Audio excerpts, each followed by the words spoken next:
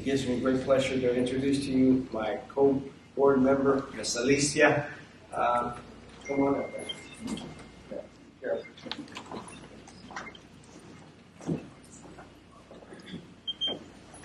Good afternoon, and welcome to this special event, The Truth About Puerto Verde, What You Need to Know. The Puerto Verde Global Trade Bridge, a project that could reshape the decision-making process in Maverick County. Today we'll break down the facts, discuss the health, environmental, and economic impact, and examine the decision-making process behind this major infrastructure development. We are here for one reason, because we love our town. Because we believe in our community, we believe our community deserves to be safe, healthy, and strong. And because we refuse to stay silent while outside interests put everything we build at risk. Let's be clear. We're not against progress. We want investment. We want opportunities. We want development that makes life better for our families here in Eagle Pass and Maverick County. We are against a broken regulatory process that shut out community voices, silence our concerns, and put profits over people.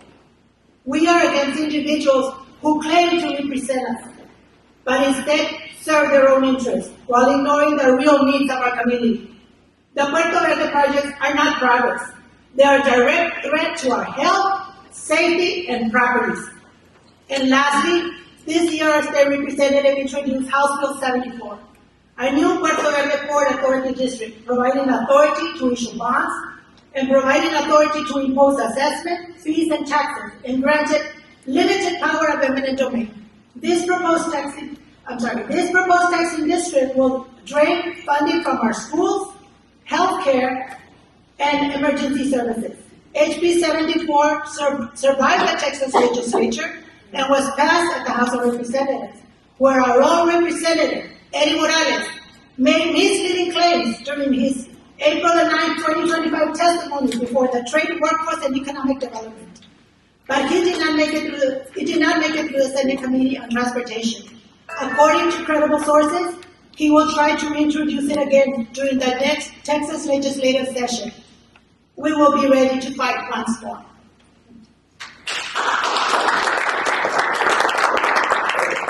Okay, so before we begin, we do have some house rules. Number one, everyone's opinion matters. Respect. Number two, stay on topic. This town hall is about Puerto Verde. Number three, speak from experience. No personal or professional attacks. Number four, use clear and respectful words. Disruptive individuals will be asked to leave. The Eagle Pass Border Coalition. The mission of the Eagle Pass Border Coalition is to celebrate, enrich, and protect the vibrant culture of our border communities. The Western Maverick County Committee. The Western County Committee was formed by local residents as a direct response to State Representative Eddie Morales Jr., Maverick County Judge Cantu, Commissioners Roberto Ruiz, Rosana Rios, and Olga Ramos, fast-tracking of the Puerto Verde project. Topics we will address. What is the Puerto Verde project? What is the Surface Transportation Board? What is the final environmental impact FEIS review? Thank you.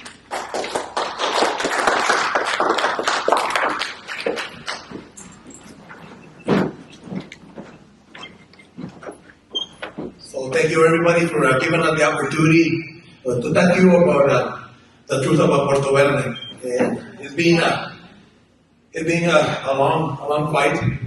Almost we're done over a year for us here in Maverick County, and we first find out what was going on with the Puerto Verde project, right? So it's very unfortunate that we have to deal with this kind of a project that keep us on the dark. So this is why we're here today, right? We just want to make sure everybody understands what are the true impacts, how we're going to get impacted by the Puerto Verde, whether it's going to be our health, it's going to be our economics, it's going to be infrastructure, so it's going to be tough. So we got to get ourselves educated and learn the facts. So again, some of the topics that we're going to be covering is going to be the Puerto Verde project, right? What is the surface transportation? There's a lot of uncertainty, right? Who these agencies are. There's a lot of regulating agencies that can have approval, regulatory approval for a lot of, the projects, a lot of construction that's going to be happening here in our town. But finally, what is the environmental impact statement? So let's all go back to how we got here, right? So this all began 2 years ago, right? Under closed doors on July the 7th, 2023, our Maverick County Commissioners Court voted to make the county the lead sponsor to Puerto Verde Global Trade Bridge Project, which we already know already includes 3 things. Right, elevated rail, international bridge, which is going to bring only commercial vehicles. This is not for you, for us, right? Not for pedestrians. This is for specific semi-trucks crossing the border, right? And then we know that our lead sponsor, again, is our county. A couple of weeks later, on July the 23rd, 2023, they finally passed a resolution to officially endorse the project, right? We didn't know about it.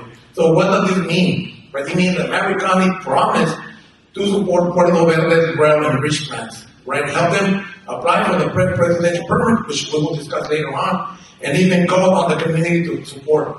What all this happened without asking the public input. I never heard of it, and I'm still confused what happened.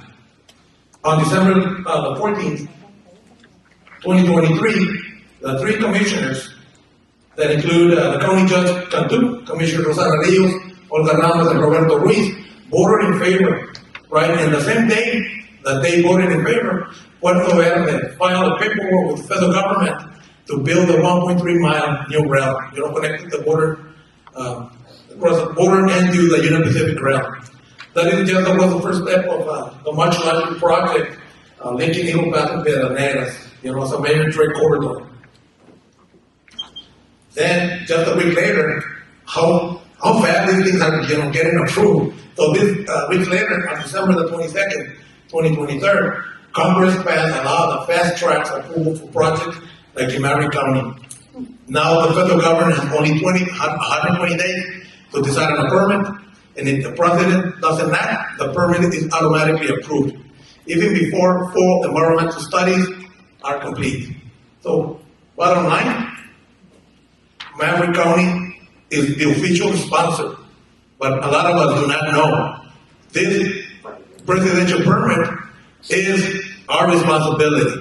This is taxpayer responsibility. I encourage, again, and I've said it so many times, please read the 1.5 page, which include about 14 articles that, lay out all the requirements, right, delegated by under the president before they even can begin constructing.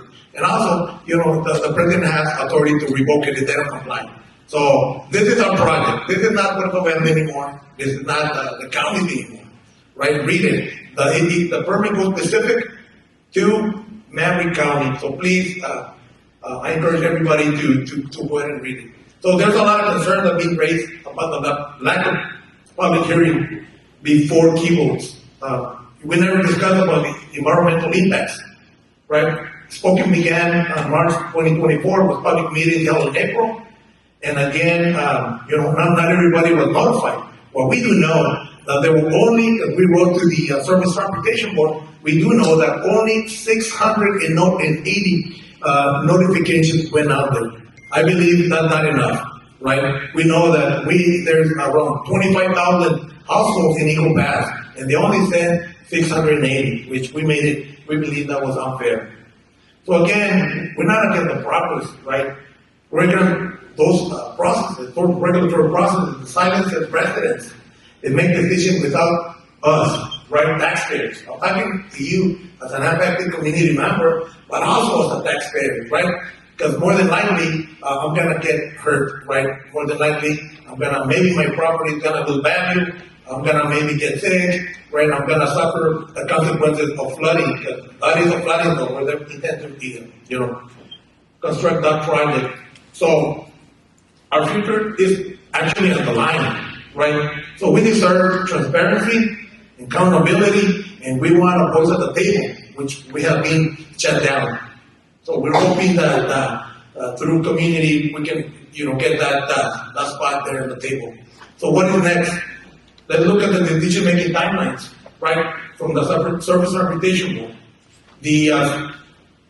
For a lot of the people who do not know what is the real function of this agency, right, is the federal agency responsible for determining whether to grant the Green Eagle Railroad a license to construct, operate a new a new rail line and a bridge. So basically what they do is they require to conduct an environmental impact statement that includes an impact to the Rio Grande ecosystem, air quality and air pollution, effects on local communities and wildlife, and we as a community would also request community health impact analysis, right? So we're requesting that, and maybe later on, our scientists can help us, go through those impacts. Now, I learned through a friend of mine about the scoping period, and that happened last year in April 16. Right, there was 2 opportunities, but they were here at the International Trade Center on April the 16th, right, and there was another one on the 23rd, of 2024. That was online. That's when I learned about it, right? I'm pretty sure 680 notification is not enough, right? So we know by fact that they didn't have to do any much to reach out to the limited English proficient community. We know we have a high number of people who have language barriers. So that is a big one too. That we didn't see any language accessibility when that happened. So the draft public and agency comment period that was supposed to be happening in the second quarter, right? So it came out on March 14, 2025, right after they came into the scoping. They came back second quarter. I think they March 14th, and then first round April the 29th, and then we fought for an extension, right, from May the 20th through June the 5th, because we thought we didn't get a proper notification when the initial comment period actually began, right? So we asked the board to clarify. We want to get clarity how the 45-day comment period was calculated and when it officially began. The DIS, right, the draft was published on March 14th. So community members were not aware of the opportunity to comment until April the 29th, sorry. So, in other words, they released it on March 14th, and we didn't know that we had an opportunity to comment on April the 29th, right? So we're looking at, based on our calculations, there was only 7 days. So under NEPA, the Surface Transportation Board is responsible to allow a 45-day comment period. Well, the second extension was announced. They extended the deadline to June the 2nd. That only provided another 13 days. So based on our calculation, we only had about 20 days. So because of that, we requested, when the mail out of notification was sent to the people. Again, 680 is not enough. The method used to ensure notification, they don't read to vulnerable communities, including people who are not computer literate, right? Because a lot of the people, either we don't have, access to fast connection, what's it called, fast internet, or we don't have, right, computer, that computer experience to log in and navigate that so complicated, regulatory system. So that made only worse for people here in our community. So the data or the metric used to determine digital literacy or internet access within the colonial and rural area was not determined. And we are asking what happened. So a significant portion of the affected population, especially low income, people from La Colonia, again, we lack that, reliable internet access. So here we are again, our voice is being shut down. What do we do? So again, one more. We asked that we were gonna possibly hire an independent scientist to review. So the final environmental impact statement was supposed to be released on the last quarter of 2025, which was gonna be between October and December. And guess what? We got a surprise. They already released it long before the set deadline that they were supposed to release it. So what we see here, they're only fast tracking, right? They're rubber stamping, they're moving fast, they want this to happen, and they're not caring about our people. So we need to get the facts together so people will understand what is going on. So a lot of people, we've been hearing a lot of misinformation, right? A lot of misconception as far as what's going on with this project. We've been hearing this is a done deal. This is what we've been hearing from our elected officials. Let me tell you, the permitting process is barely kicking off, right? They made the first hurdle, and that was the presidential permit, right? After the presidential permit, they still gotta comply with every single requirement in that presidential permit. Not only that, right, we also have federal permits that they have to fulfill, right? So we have, obviously, they have to do the final EIS, which is already released. Can we trust that? Can we trust that findings? Obviously not, right? I don't trust the findings, so we have to bring our own.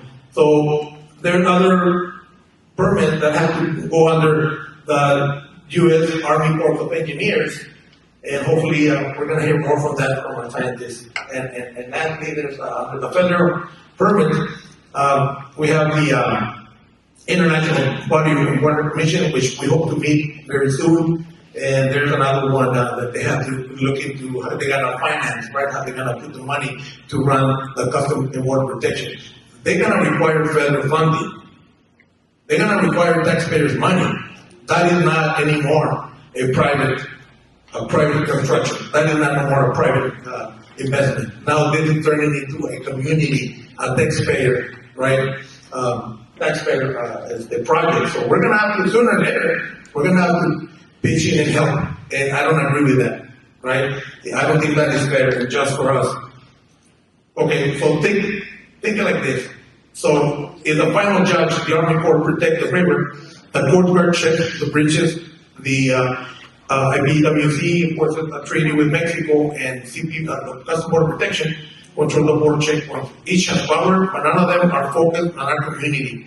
And they don't care about us, bottom line. So there's more permits coming in. We know that TCQ, we also reach out to TCQ. We want them to come to Eagle Pass and hold a permitting process meeting to let us know what is the permitting process so we can know about it. Do we have an opportunity to challenge it? Of course we do, right? We are taxpayers, and these agencies, they're supposed to protect us. They're protect our health, protect the environment, and protect us from pollution. And we're hoping to see if they do their job. So those are the kind of permit that we're looking at. But also, we have the most important one that falls here locally, right? Here locally, we know that there is other permits that they have to get approved through the city.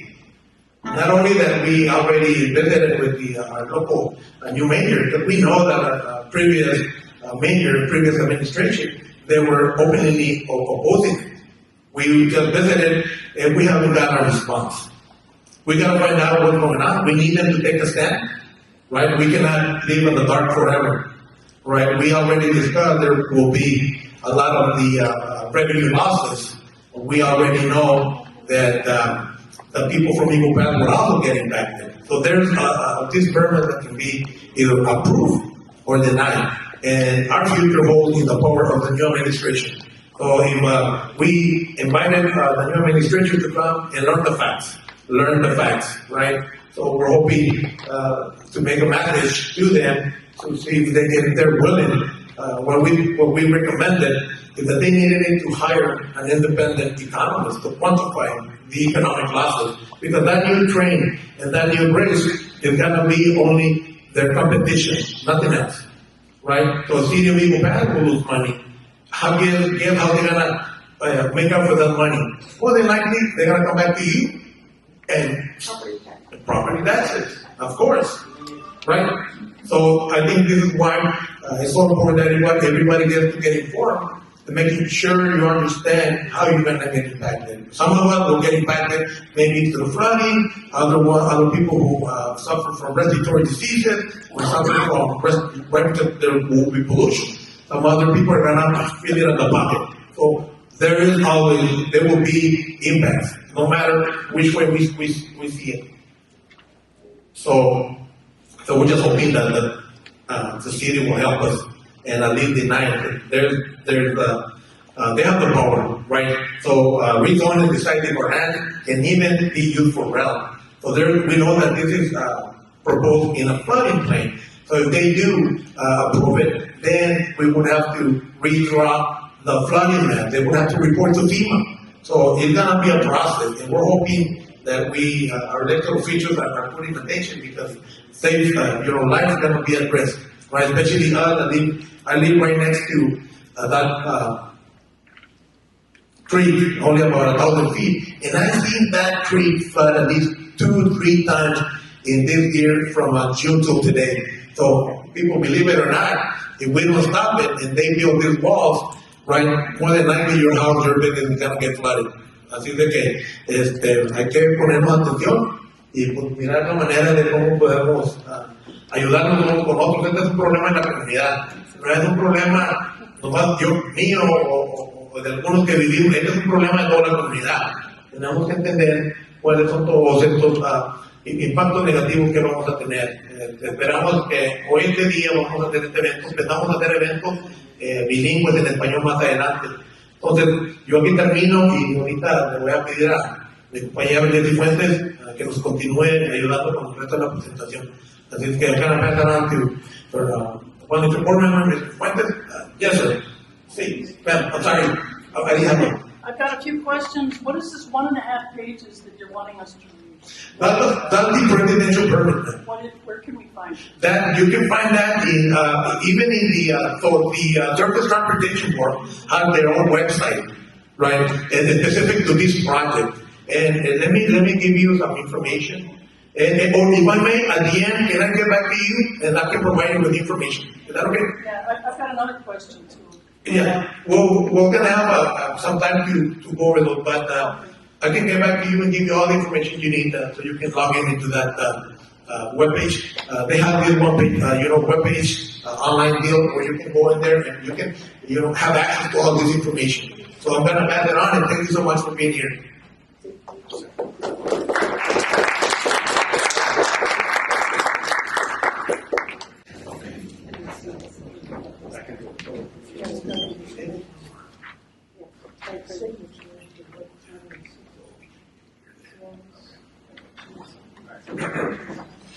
Thank you, Mr. Jose Alonso Corpus.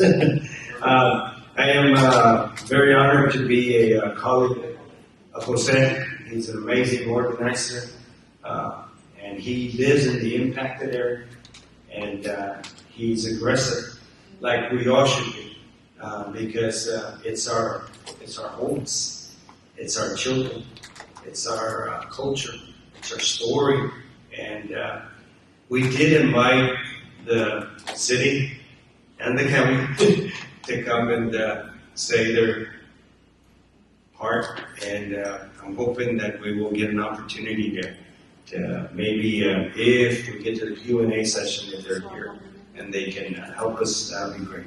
But I'm going to continue on for a little bit, for about 5 minutes, and talk to you about what's going on with this projected site. On the wall, you see a map there, and at the very top, in the center of the map, the second little box, it says hazmat, and that's right there in the neighborhood. They want to install a hazmat waste pit right in the middle of the neighborhood, and then you see those yellow lines. That yellow line is a proposed railway crossing through the middle of a neighborhood, and that whole area. Let me see if I can get to the next map just to give you an idea, and then I'll go back and forth.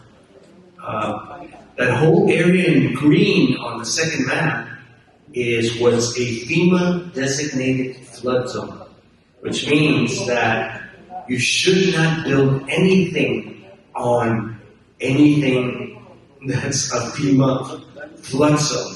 Now, there's a reason why we haven't built anything in Shelby Park, because Shelby Park is a flood zone. So, I don't know why developers or engineers push this plan onto our community? Well, I do know, and I'm going to give you my perspective. But that whole green area, that's a FEMA designated flood zone. And I'm going to go back to the map, and you see that green area that on the second map that goes all the way to the end? Well, that's the yellow line. That's that yellow line where they want to build it. They want to build this railway. And I don't know if any of you have ever heard about New Orleans and how New Orleans is built in a road. It's basically below sea level. Well, what they want to do here in our community is build these two earthen mounds, one along the Seco Creek and one along the Elk Creek. And they are looking to create a bowl.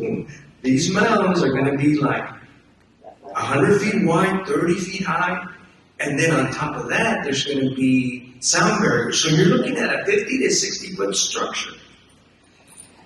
I don't know if any of you have ever heard of the theory of displacement, but when you move stuff around, it's going to be bad. It's going to be real bad. And I just can't believe that these engineers, these developers, these millionaires are doing this. They're proposing this. And guess what? The Surface Transportation Board is going, yeah. And I'm going, really? Really? I mean, I'm not an engineer. I'm not an expert. But I have been on that river. I've been on the river right where they want to put those two bridges. And that's where the river makes a quick left. And what happens when the river has a lot of water there, guess what? We have backwash, which means the water doesn't flow down the river, but it flows up the creeks. So it's a nightmare just waiting to happen. That area already has experienced incredible flooding. One of our board members, Ms. Alicia, we were having a conversation, and she said in 2013 she had 5 feet of water inside her house. 5 feet. If they build these earthen mounds in that area, they're going to have 20 feet in their water, in their house. 20 feet of water. The flow rate, and this is not just me talking off the top of my head. 2009, there was a study conducted by the, believe it or not, City of Eagle Pass, Maverick County, and the Texas Water Development Board, and they were studying flood mitigation in the county. And what they said about Seco Creek, they were supposed to provide 5 options, and all 5 options said, do not build anything in this area. And this is not me. This is public knowledge. It's out there. You can look at it. Seguro que sí. Seguro que sí. Un poquito, me dice José que hable un poquito en español. Así que él, gracias a Dios. Si construyen esta estructura, esta línea de ferrocarril y el puente nuevo en esa área, es una área tremenda para inversiones, tiene una historia de inversiones. Hay estudios estatales que dicen que no debe de construirse nada en esa área. Y hay también está Shelby Park. En Shelby Park nunca se ha construido nada porque es una zona de inundación.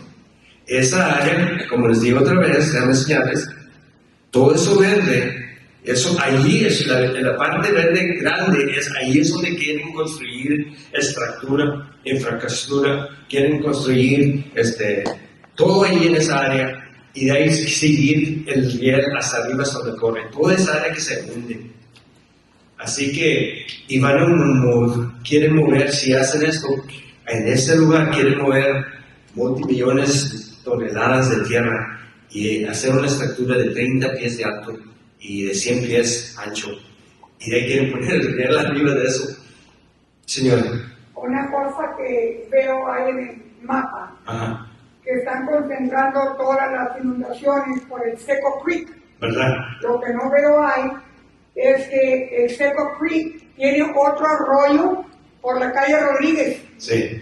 que corre hasta la calle Barrera y todas las casas se crecen, hasta donde está el yonque de los carros por eso digo yo, todo eso, todas las casas que tienen la calle Barrera se inundan también. sí, No, nomás lo del Seco Creek. tiene un muy buen punto usted, señora Díaz, porque lo que pasa es que el gobierno federal no ha venido, el estudio que según ellos dicen que cumplieron, no está bien, por eso ocupamos el servicio de los profesionales para que estudiaran, ellos y vieran, ellos van a explicar qué es la realidad, porque nosotros sabemos, y yo también, como digo, he estudiado estos mapas, he andado en el río y he visto cómo corre el agua, es una cosa peligrosa y la quieren hacer más peligrosa. Así que estoy dispuesto, después que acabe la señora Bashar,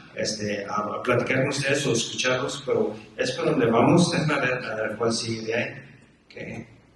Estos son unos videos que grabó José y nomás para que miren cómo corre la agua de allí en esa área.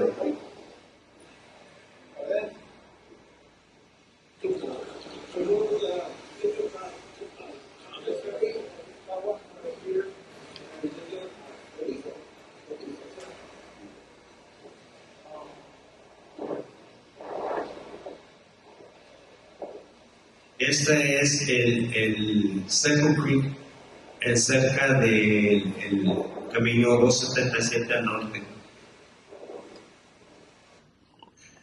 Wow, wow.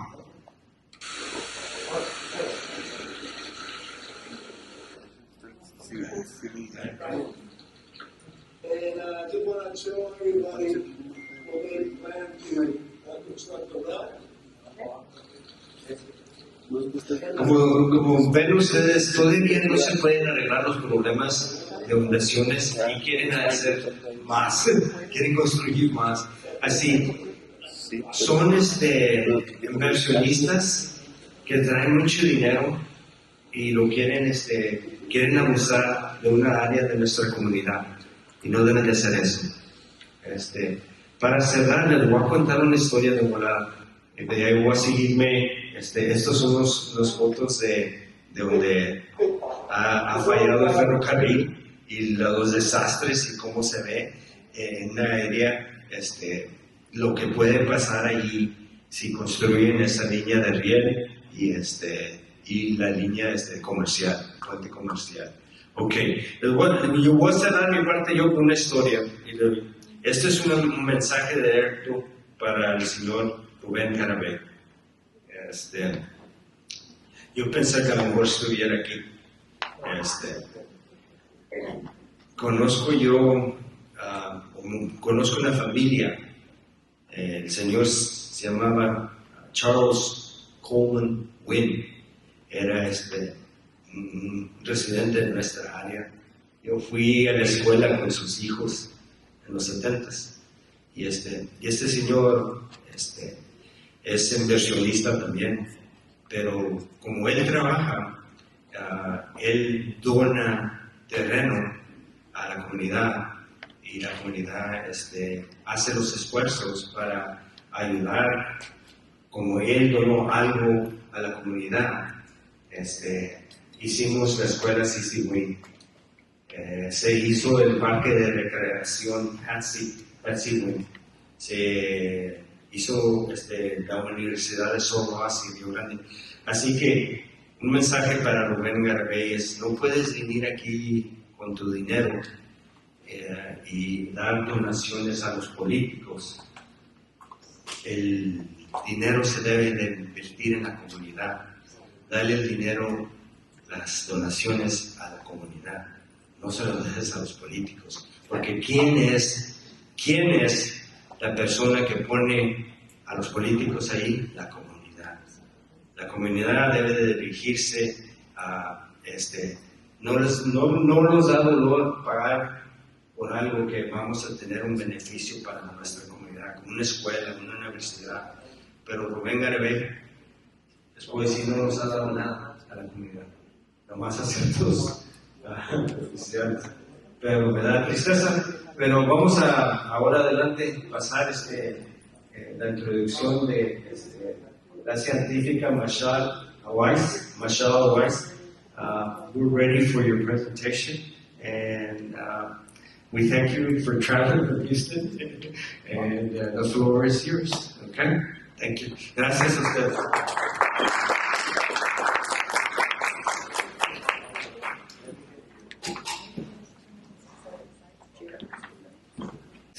Bueno, empezamos.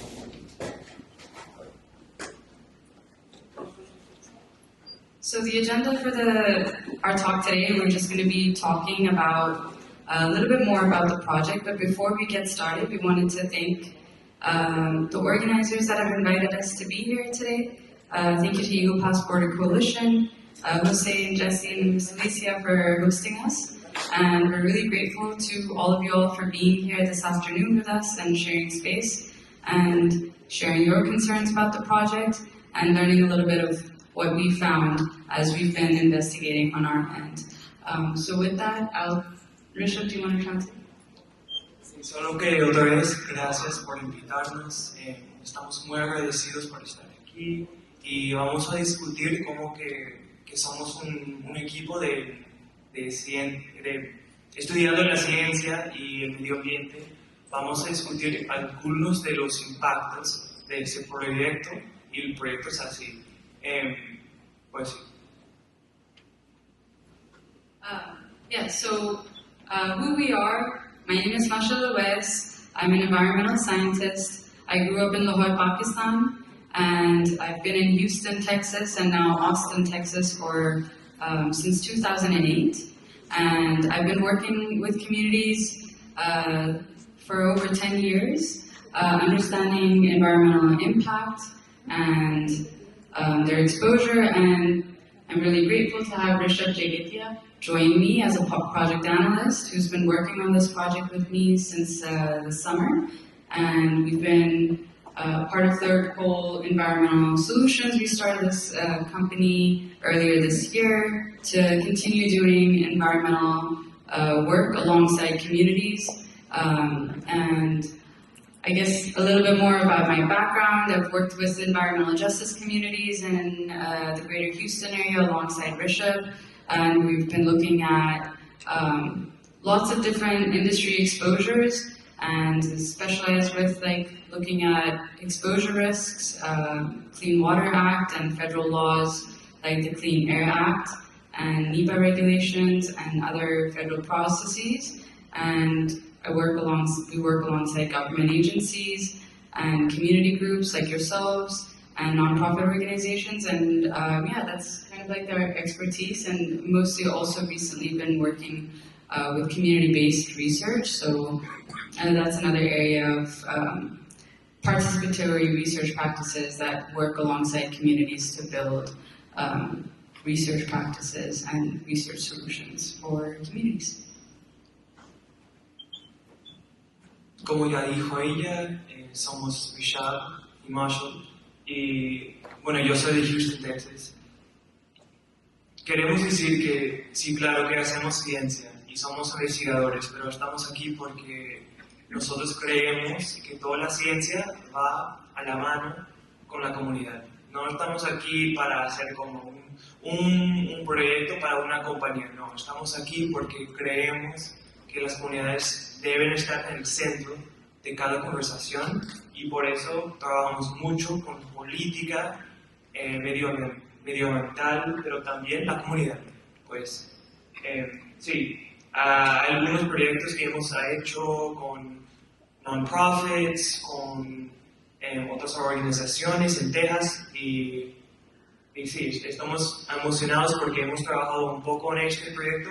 Ya sabemos que está un poco adelantado por las acciones que ya tomó la compañía y el Surface Transportation Board, pero hemos hecho un poco de trabajo para brindar un poco de información.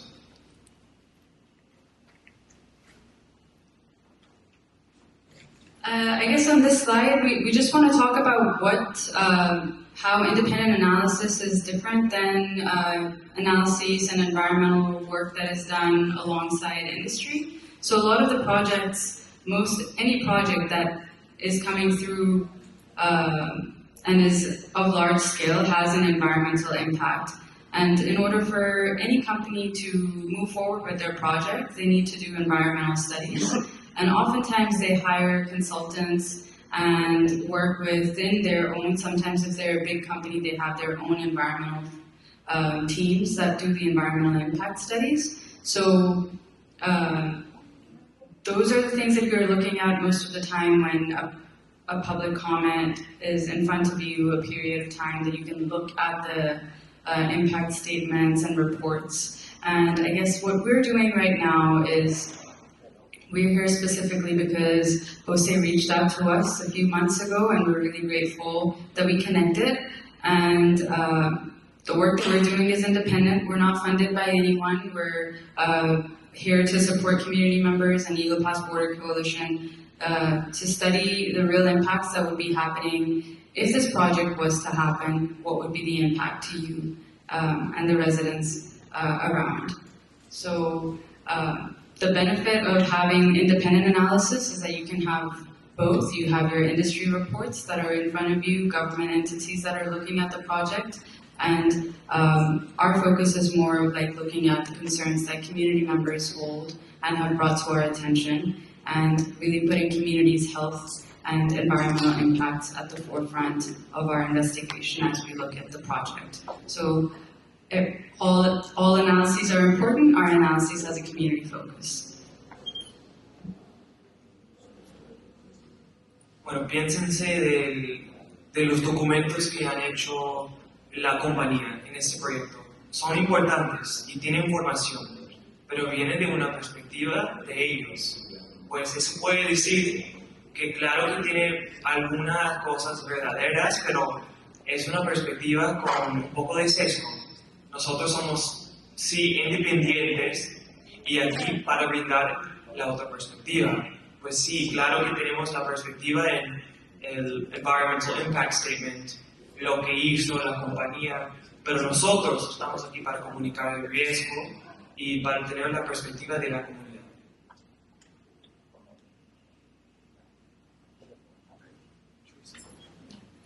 You can skip this slide. So generally, I guess we just wanted to share that oftentimes projects come into neighborhoods, and it's most of the time, any time that I've looked at any study, oftentimes there's short-term impacts to communities and environmental impacts, and there's long-term impacts. And it's always generally not a good idea to bring a big project and an industry or a facility of a big scale next to where people live. Oftentimes, there's other countries and other parts of the world, they do it a little bit differently. Every country has its own rules. The US has made incredible progress in preventing pollution and reducing impact by industry. And we have lots of incredible laws that exist, like the Clean Water Act, the Clean Air Act, and a lot of other processes. But generally, it's a bad idea to have a project really close to where people live. So if you can put more space between where people are living and experiencing their day-to-day life, and you have industrial processes and projects and factories further away, it's typically a better idea because there's risks of chemical spills, there's risks of groundwater contamination, and we'll get all into that a little bit later. But typically it's a good idea to have projects and factories and industry be further away from where people live. So we kind of just wanted to set the pace of like, that's kind of what would be good practice for people moving forward and as a society for imagining a vision for our region to have more space between exposure and people getting exposed to contaminants because they're really close to industry. Sí, lo que acaba de decir Marshall no es muy complicado. Por lo general, no es bueno tener la industria, los procesos muy grandes, con mucha contaminación cerca de las comunidades. Hay muchos impactos con la salud pública, la calidad del aire, del agua. Ya sabemos todo eso. Y cuando tenemos un railroad que cruza una comunidad, eso significa que vamos a ver impactos. Pues tenemos leyes. El gobierno de Estados Unidos tiene muchas leyes para proteger los derechos de las comunidades. Y muchas leyes dicen que la industria debería alejarse de las comunidades. Pues ya tenemos precedente que eso debería ser. Lo que estamos estudiando ahora es que, bueno, la industria ya llegó, ya está en la comunidad y quiere hacer un proyecto, pues va a haber impactos. Okay, I can talk about this in English a little bit. So, as you can see, it's a pretty simple diagram, but say you have any pollution. There's a lot of oil around here, there's a lot of spills that happen, maybe from trains, maybe from oil drums, and they leach into the soil. We think that maybe it runs off into the sewers and gets treated, but this can be anywhere.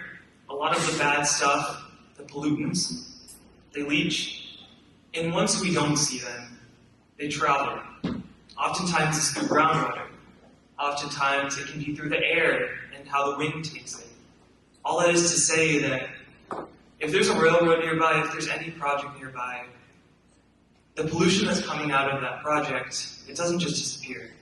Oftentimes it stays, and it goes into the ground, it goes into the water, and we realize the consequences when we drink the water, when we use the water, when we breathe the air. It's important to know that if you have any project, if you have spills, there's always going to be impacts, and it's not necessarily something you can see really clearly, but it's something you will experience, and something communities already experience. Bueno, en español, solo que si hay un derrame de algo, sea petróleo o, no sé, como particulate matter, claro que hay como contaminación, pero solo quiere decir que cualquier contaminación va a llegar a la gente. Puede ser como de unos días, puede ser un año, pero los impactos ambientales de cualquier contaminación queden, puede ser el suelo, el agua, bajo el suelo, pero quedan y afectan a la gente, afectan a la salud, cuando lo tomamos agua, cuando comemos, cuando respiramos. Pues es muy importante tener en cuenta de que si hay un proyecto de un ferrocarril, me cuestan los R's, los impactos quedan con nosotros. One more thing to add. To add to that picture, what you're seeing, the yellow, shows an example of what happens long term. So what you're seeing in this picture is if something does come into the environment, it's polluted. This is sort of like a small snippet of an example, but there could be lots of these that happen every day. And over time, it could be one, and in 10 years, or it could be 10. And over time, these contamination, they kind of sit in the environment. And it's not just today, it's thinking about what this could have as an impact. Not today, but not 5 years from now, maybe 10 years from now, 20 years.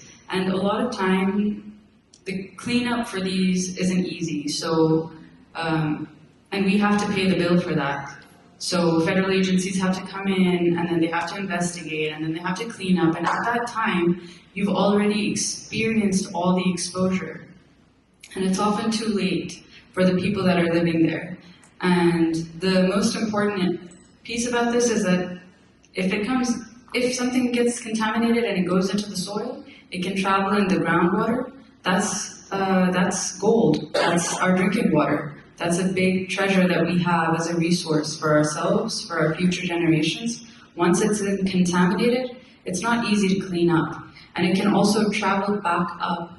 And you see those vapors, it can travel from the groundwater into the soil, back up, and then come into the homes. And there's examples of that exist in the United States, and we can talk about that a little bit later. Better should you translate. Sí, los impactos son no solo a corto plazo, sino a largo plazo. Esos impactos pueden durar o pueden aparecer después de 10 años, 20 años, cuando ya tenga hijos. Y lo más difícil es que cuando ya hay un problema, es muy difícil enviarlo. Es muy difícil y hay muchos costos. Y muchas veces, ¿quién paga para los costos? Nosotros, ustedes. Pues sí. I think Jose's really talked about this in a great detail. So, thankfully, we have environmental laws that are there to protect us. They're there to protect our environment, and they're there to protect the people. So, some of the examples, we're already in the NEPA process for this railroad project, but there are other laws that also exist at the federal level. We have the Clean Water Act, the Clean Air Act, the Endangered Species Act. And then there's agencies, federal agencies that exist to protect our health and to protect the environment. There's the Environmental Protection Agency, there's the Texas Commission for Environmental Quality, and I think these are really big assets that we can use to continue to understand what our risks are, who do we communicate with, and how do we protect ourselves as we look ahead. Esta información es muy importante cuando ustedes están leyendo un documento y dice, por ejemplo, Clean Water Act dice eso. Estas son las leyes y las agencias que deben proteger a la gente. Y muchas veces lo hacen eso. Pues en los argumentos que van a usar ustedes, estas son las leyes que nos debería basar los argumentos científicos y legales.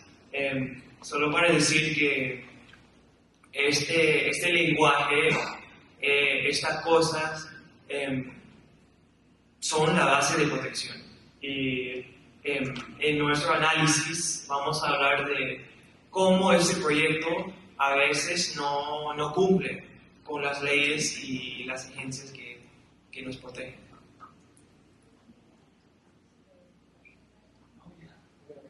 Pero bueno, we're going to start with a little interactivity because I know we've just been talking a little bit. So we'd love if you guys just think about, okay, so whatever project comes here, it could be, should we start with the railroad as an example? So the railroad, if it comes, the railway station comes, what are some of the impacts that you think are going to happen? Some of the environmental impacts. Are you worried about anything specifically? So we'd love if you could share with your neighbor and just talk about that for a little bit. Maybe spend 5 minutes talking with your neighbor and then, Oh, yeah, so if you could spend around 5 minutes talking to your neighbor. La pregunta es si pueden dialogar con los vecinos de, bueno, cuáles son los impactos que te preocupa sobre este proyecto. No sé si es como algo de contaminación del suelo, si es del agua, si es como el ruido, pero queremos que hablen entre ustedes sobre los impactos, 5 minutos más o menos, y vamos a compartir algunas ideas.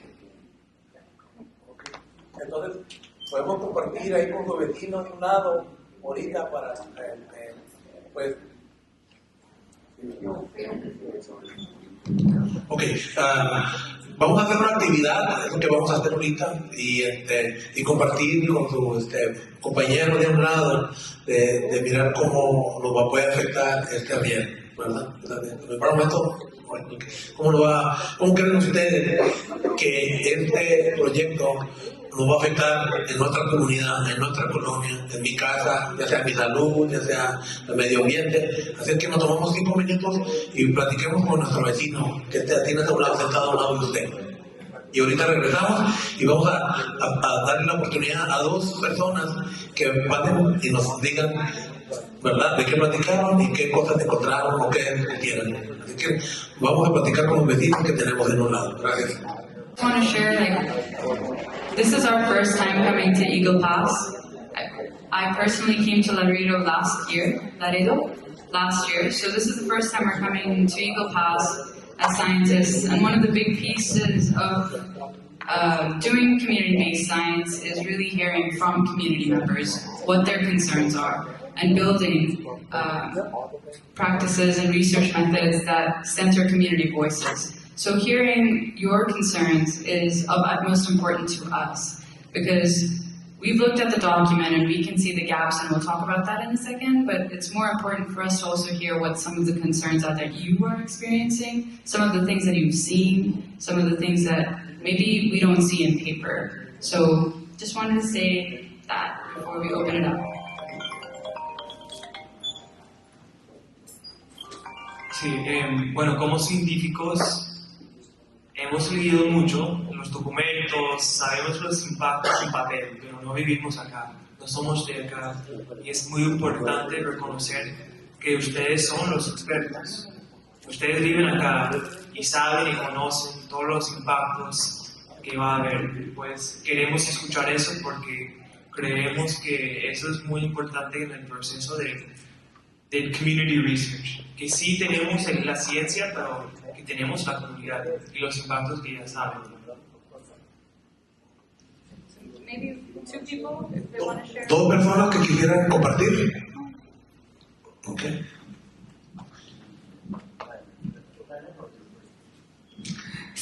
If there is anybody here that's at the heart of where they want to put the railroad, it's me, because all that property was owned by my mom. I've lived there all my life, except now that I'm an older person. So I know the environmental impact that mess is going to cause for those. There are a lot of my family members that still own property that were inherited from my mom that live in that general area. My name is Enriqueta Diaz, and what I'm seeing there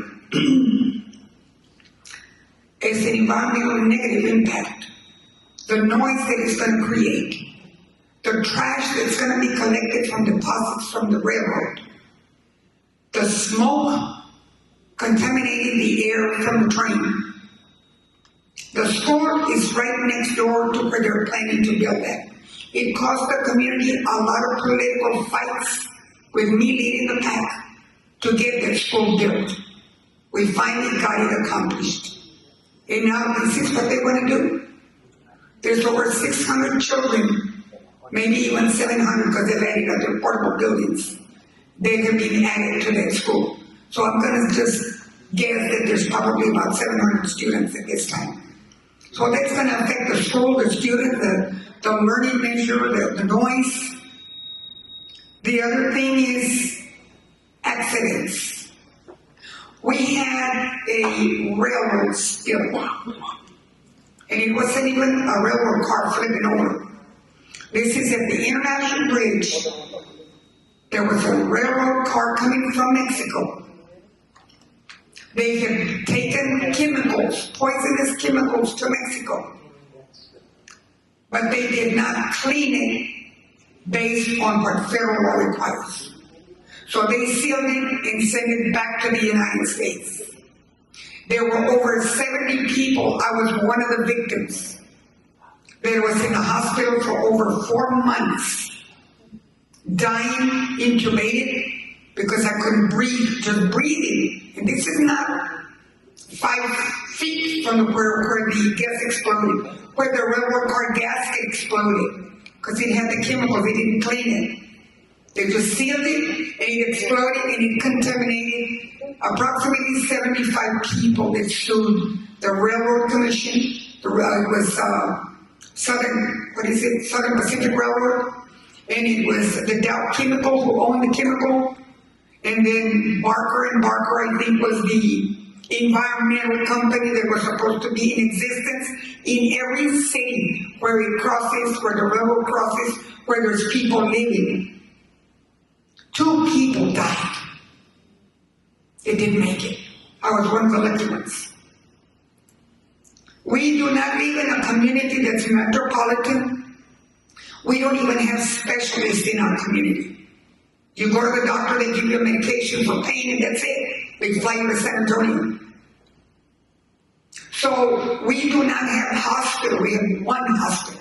We have several clinics, but we have one hospital where there is no medical care for emergencies. We do not have any service for ambulance or fire or anything else within the county. It's all owned by the city under contract. Right now they're in litigation because the county doesn't want to pay. So we have a lot of negatives. All that area is county. It is not city. And because of the condition of all those neighborhoods, which are poverty stricken, the city has never been interested in annexing those areas. It's all a second mines. So we have nothing in that area to protect the people that live there, which some of them are my family members. Now, the hospital the hospital is not prepared for emergencies. Even when that accident occurred, those gaskets exploded on the railroad car.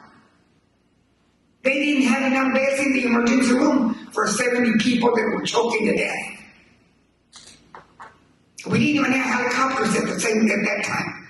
It was ambulance. And it was only the city ambulance. We didn't have all these ambulance services that we have now. So that is a very negative impact. Anything happens, you're dead because there is no help. Now,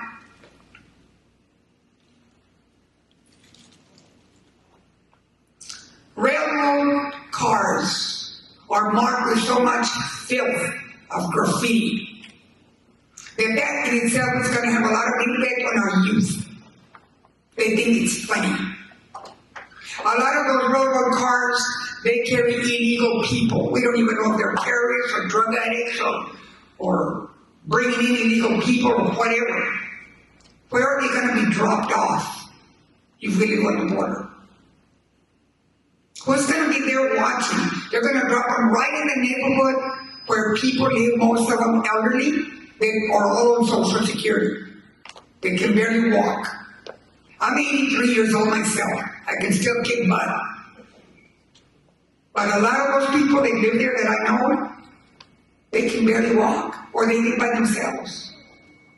Well, thank you so much for sharing. I just want to pass it on to maybe So I think I'm done. I finished with the chemical spill. This is a very important point. Para darle chance a alguien por mi comentario. Buenas tardes a cada uno de ustedes. Mi nombre es José Luis Treviño. Voy a hablar como uno más, una persona más de la comunidad que de Guapas. Y yo pienso que este plan que traen de construir este puente, los más cercanos vamos a ser los más afectados, pero no solamente los más cercanos, sino todo Guapas entero. Para iniciar, para construir toda esta construcción que van a hacer, nos va a afectar porque van a usar maquinaria pesada. Esa es una. Y todo el material que van a traer, van a usar camiones grandes, trailers, para traer sus materiales. Y todo esto va a paralizar el vehículo, todo el tráfico. Y si ustedes dan una vuelta ahí, por debajo del río, a esa altura, donde está veteranos y todo ahí, yo vivo con Desi Díaz, donde hicieron el ahorro así para atrás. Es difícil salir de las 7 a cerca de las 9, salir porque no hay oportunidad. Los carros se atraviesan. Los camiones de las escuelas que van y recogen a los niños, la gente que va al trabajo. Ahora, todos los camioneros que trabajan en la compañía Trinity pasan por ahí para irse a sus trabajos. Ahora, con esas maquinarias que van a traer para la gente que, a los adultos, la gente que trabaja, la gente que está enferma, va a hacer mucho ruido, mucho escándalo. Y va a ser un proceso muy difícil, va a causar muchos accidentes. Ya después, una vez construidos esos pilares, esos grandes, vamos a tener un problema de tráfico. Peor aún todavía. Ahorita causan accidentes por el tráfico. Ahora, con esos pilares, con esos movimientos, va a ser peor todavía. Ahora, el tren sabemos que no tiene un horario de trabajo. El tren a la hora que se les antoje moverse trenes, máquinas pesadas, que son hasta 30 o 40 carros que van arrastrando. Es un ruido que se oye a mucha distancia. Y los trabajadores no van a poder dormir, aún no es tarde, van a de lado a sus trabajos y los que manejan la distancia a causa del sueño, a causa del velo, puede provocar un accidente como ya se avisa. Entonces, ¿en qué nos favorece? Ceros. Aparte, todo esto que no nos favorece, nos va a subir las taxas. A todos los que son dueños, los propietarios de sus hogares, nos van a subir las taxas. Y aparte, todo lo que vimos de su generación, que nos proyectaron aquí los amigos, puede ser a 5, 10, 20 años. Tal vez yo voy a estar en 20 años, ¿quién me lo asegura? Pero mis hijos, mis nietos, a los que voy a estar en mi casa, ¿qué seguridad les voy a dar? ¿Con qué seguridad voy a dar en ese lugar que con esfuerzo y sudor hemos construido y nos ha costado a cada uno de nosotros dar su patrimonio a nuestros hijos, para que ellos más adelante también tengan la misma derecha a nuestros nietos? Así que yo pienso que si nos unimos todos con un mismo sentir y un solo espíritu, sabiendo que todas esas cosas no son de beneficio para la ciudad, nosotros podemos impedir esto. Solo pues tenemos que reunirnos. Dios nos bendiga. Muchas gracias. Do you want me to try to answer what he said? Oh, it was a lot. Well, I'm just going to go with a little bit. So we had the discussion too that we both agreed that once this project, starts kicking in, right, we're going to see a lot of heavy trucks, right? We're going to see a lot of dirt. Especially that can affect, especially the people who suffer from illnesses, right? The elderly, and it will also put some of the children on the road at risk because there's going to be more traffic because we're already experiencing that traffic on 277 and Veteran Boulevard. And he said that right now it's just to get from where he lives into 77 is difficult because there's always pileups. Right. So he also talked about what else did he say? There was a lot. But basically, to sum it, it's not going to help us. It's going to raise taxes. So it's not going to bring any benefit to the community. And he's inviting the community to unite because then maybe we can start the project. Yeah, the line is going to go in. How much do you got to go? Maybe 2 more slides. I think the biggest point that I wanted to raise is I thank you so much for sharing your concerns. In all my years as a scientist, every time I've gone into a community to share health risks, environmental risks, you go in and you talk to the community members and they already know what the risk is. They already know what the concerns are. They're already experiencing the impact. So thank you for sharing all of that, and I just want you to hold on to all of your environmental concerns. All of them are real, all of them are valid, and all of those impacts will have lasting consequences on the community. So please keep talking to one another and seeing how to build community power, because your voice matters. Queremos agradecerles por los comentarios. Cada vez que viaje a una comunidad para discutir los impactos, escucha a la comunidad y, yo aprendí algo y esos comentarios son información clara con impactos reales que debería saber la compañía y el Surface Transportation Board. Pues es muy importante que queden con esos pensamientos, que recuerden que pueden documentarlas y bueno, eso es un proceso más adelante, pero sí, son importantes y son expertos en estos temas ambientales. Pues, gracias. So the next few slides, we'll just go over them quickly. We've been looking at the environmental impact statement that they produced and the final statement that they've released. And there's a lot of concerns that community members have raised after the draft comment period that we think have not still been addressed. And one of the main things that I wanted to share is that what you're seeing here, these images, the Rio Grande River is a riparian habitat. It's a rich corridor. It's an ecologically very rich region. You all live here. You know the beauty of this area. There's wetlands here. They're federally protected under the Clean Water Act. They're getting less and less protections as the Clean Water Act is getting deregulated. But it is still important to recognize those wetlands as rich habitat for diverse species, for endangered species. And the more pictures you take, the more documents that you create of evidence, that is evidence for you to show how much value this region has for you, for nature. And also, wetlands are a really important defense for protecting you from flooding. So every time you see a riparian habitat and anything is getting built over it, it will increase your chance of flooding. So let the wetlands be where they are. Nature has solutions to protect people from flooding. So one piece that I wanted to talk about, and it also protects by improving water quality. Do you want to translate that? Ecológicamente, esta región es una belleza. ¿Cómo se dice wetlands?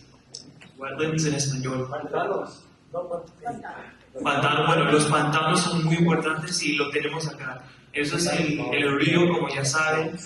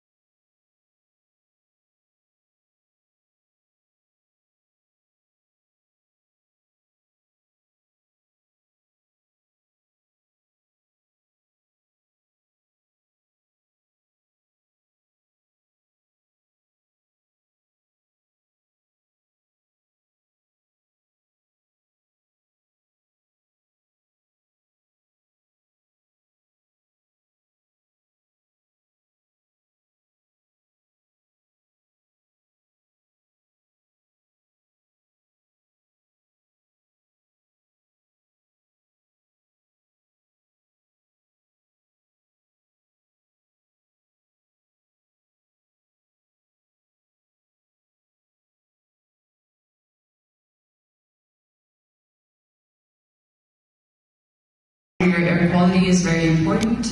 We couldn't find that much data that's showing air quality results, but we know that there's air quality concerns from community members like you just shared. So, sí. Pues hay impactos en la calidad del aire.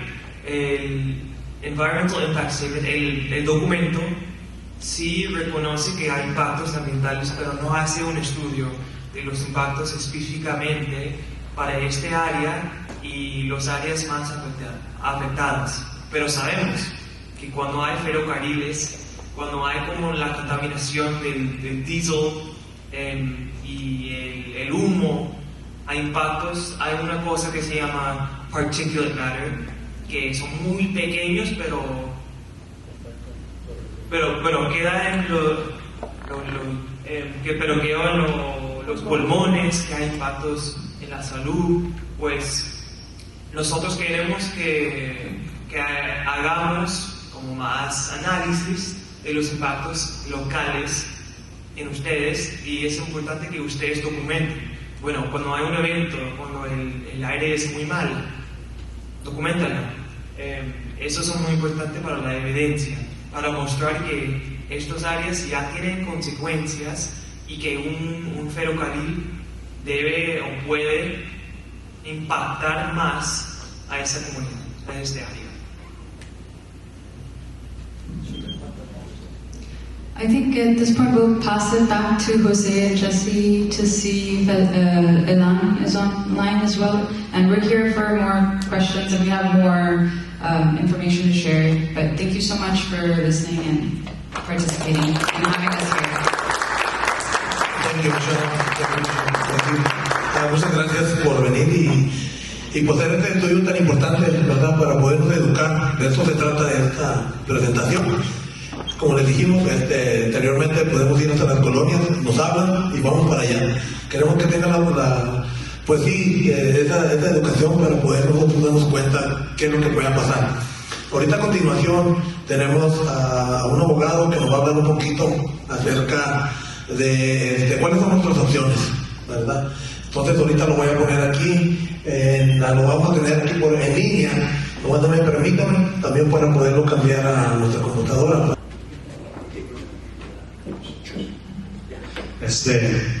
Nomás por mientras que hagan esta reparación y conecten con el abogado Ilan Levin de la organización Texas Rural Rio Grande Legal Aid. Okay. Nos llegó un mensaje del comisionado Gerardo Jerry Morales que quería ver si lo podíamos leer aquí enfrente. Como él había aceptado estar aquí, pero se sintió un poquito mal. Estamos dispuestos a leer su mensaje del comisionado. Así que voy a ver si lo puedo leer ahorita. Okay. Vamos a ver si lo podemos. Está muy pequeño.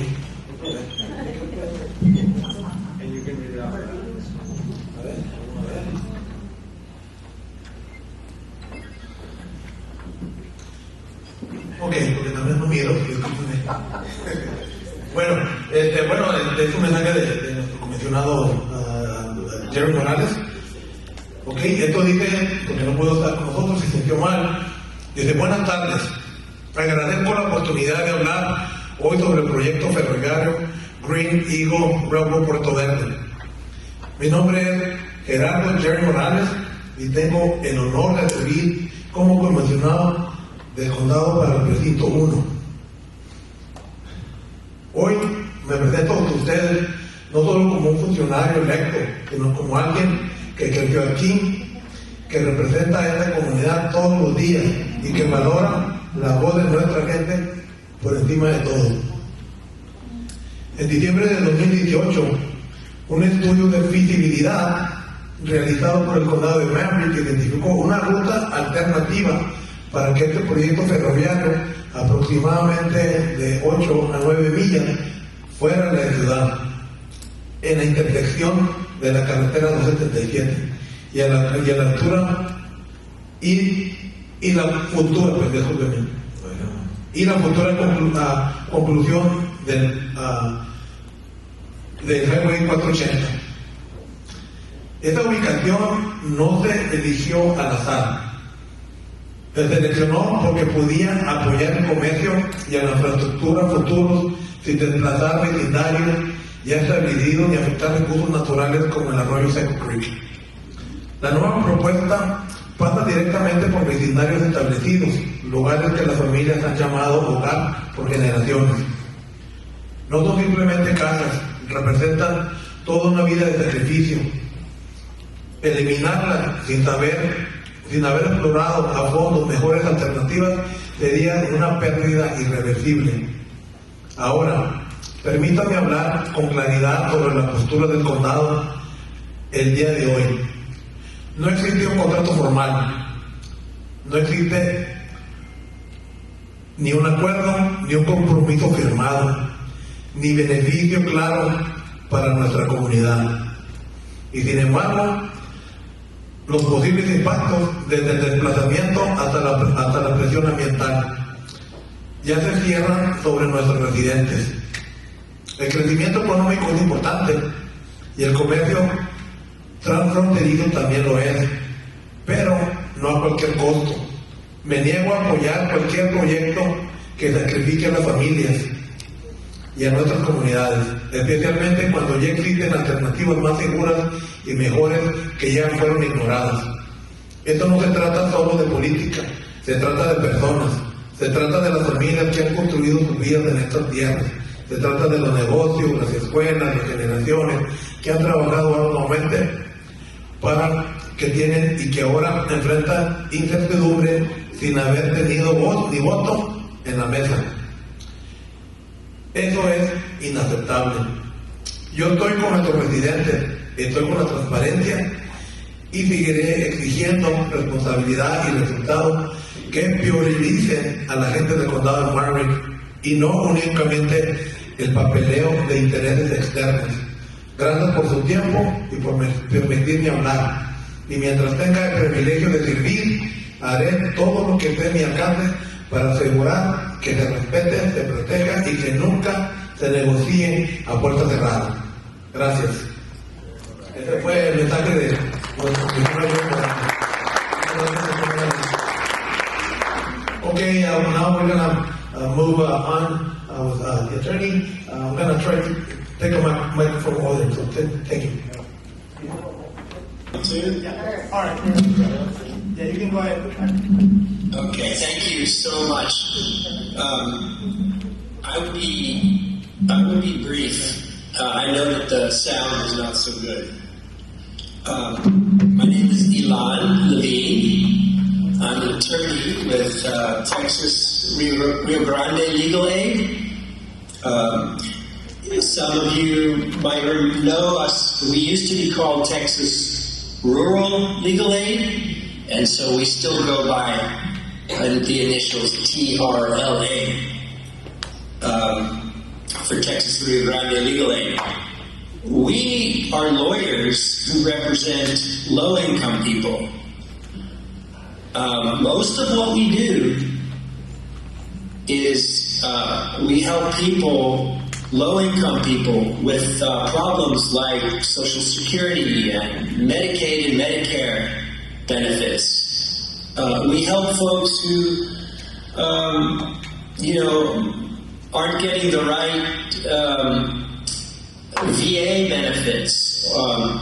We help poor people who aren't getting the insurance that they have signed up for and they're not getting the right coverage.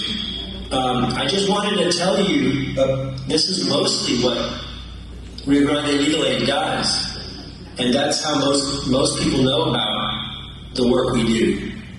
And so if you have friends or neighbors who qualify for our legal services, and they've got problems with a landlord or with an insurance company or something like that, this is the kind of work that we do. So call us. I'm speaking to you from the land of the Tonkawa and Comanche, where I live here, also known as Austin, Texas. And also my coworker, Lane Eisenman, has joined me, and she's listening in. I have three things I want to share with you, 3 main points, and then I will be quiet because you've got other things I know you still want to wrap up. The first thing is, you are doing everything right. You are organizing, and you are getting even better organized. I didn't see the woman who spoke just a few minutes ago, the 83-year-old woman who spoke about the rail car accident. You are the power in your community. Yeah. And so keep it up. Please keep it up. I was going to talk about 3 laws. I want to mention them, but I'm only going to have time to quickly talk about one of them. I was going to talk about the Open Meetings Act and the Open Records Act, which is also called the Public Information Act. And those are important laws, and there may be some work that together we can do in the future But when I was listening to some of what you all are talking about with your county commissioners, I think that that's those two laws, the Public Information Act, which people call the Open Records Laws, which makes you are entitled to get all the information, any information that your county commissioners have in their files in writing, you can ask for it. And then also the Open Meetings Act, which they have to give you notice and an opportunity to comment on those agenda items that they post and that they vote on. Now, of course, there's some exceptions. There's confidentiality, there are other things, but those two laws are important to hold your local county commissioners accountable. And the third law that I want to talk about, which you all are already experts on, is what they call the NEPA, the National Environmental Policy Act. Sometimes they used to call it the People's Environmental Law, because it's been around for 50 years. I want to talk about just quickly what's going to happen next, because I think most of you know what's happening.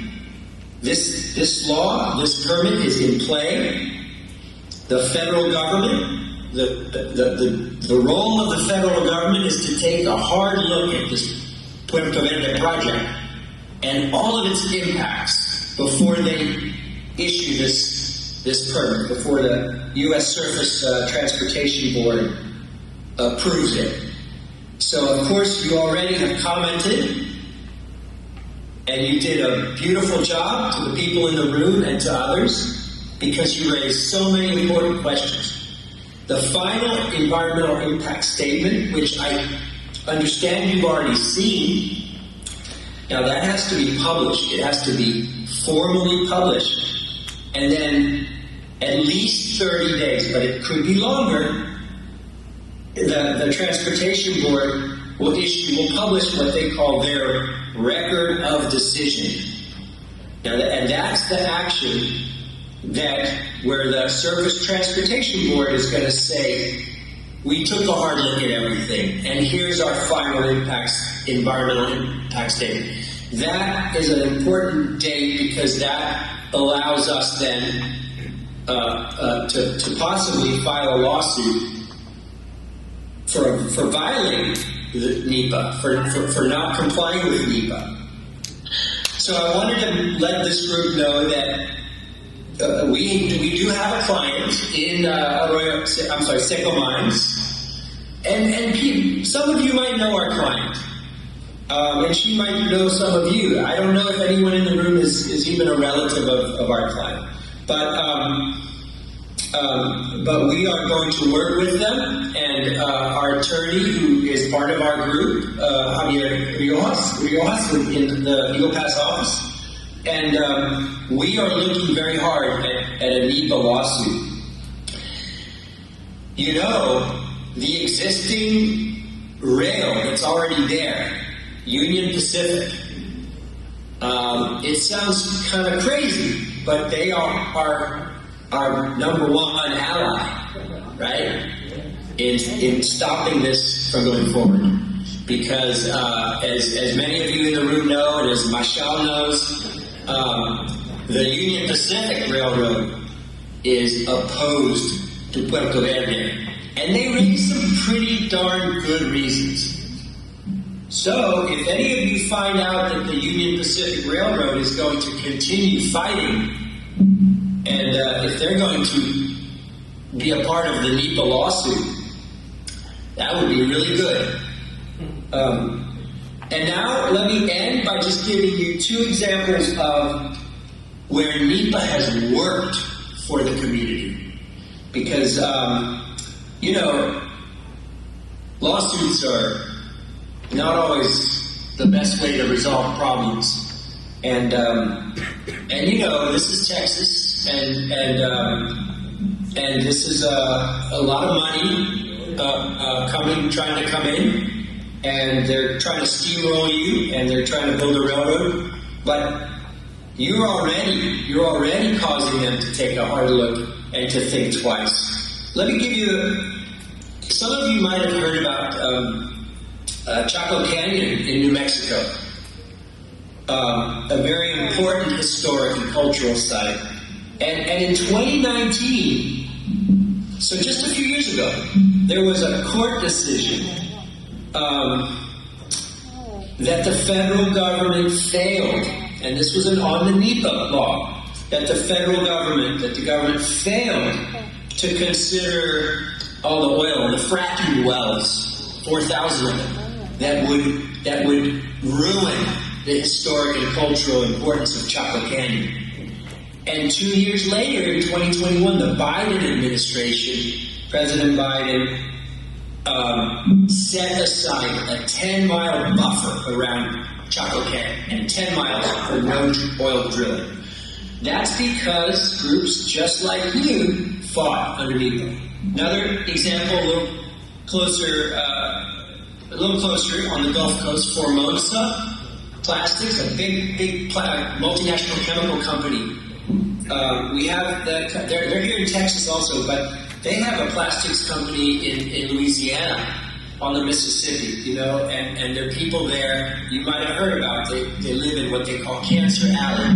Well, a group of women, when Formosa tried to expand thousands of acres, a group of women in St. James Parish in Louisiana, they rose up and fought it.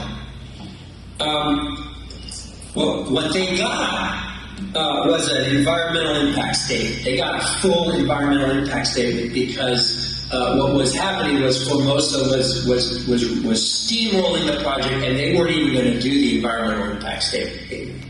So that is still going on, but they slowed down the project. Sometimes delay of a big multi-billion-dollar project is the thing that causes it to have problems. And so delay is your friend in this case.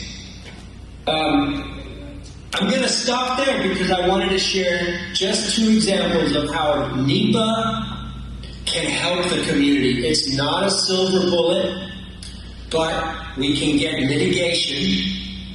And sometimes there have been examples of projects that, for various reasons, they die because it takes too long.